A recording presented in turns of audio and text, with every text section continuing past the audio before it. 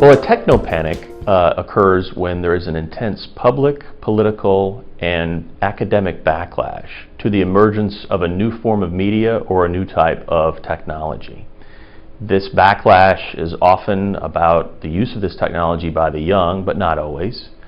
But it happens when there's a combination of forces that basically are aligned to try to stop or to slow the growth of a new technology in society. And we see these sorts of technopanics quite a bit today in the field of internet policy. We see examples of technopanics in fields like online child safety, privacy policy, and cybersecurity,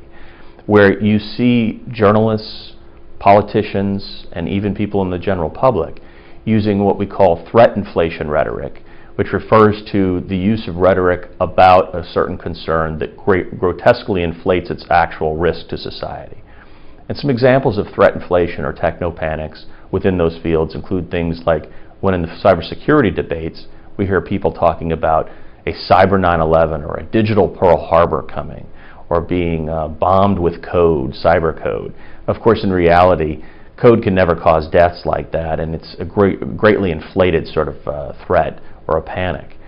and it's driving a lot of policy today. In the field of child safety, we've long seen technopanics, or what some people call moral panics, at work when we have new forms of entertainment or communications technologies come about. Whether it was the waltz or rock and roll, there's always been a backlash about the use of new media by the young. And today we see it with the internet when we see things like the so-called predator panic, the concern that if you go on a social networking site as a child, you're liable to be immediately approached or even abducted by a stranger, which is just not true, and research has shown that to be an inflated threat. And then finally, in the general field of privacy policy, we see a lot of concerns about data theft and other things that are legitimate, but sometimes the rhetoric gets out of control when you hear about things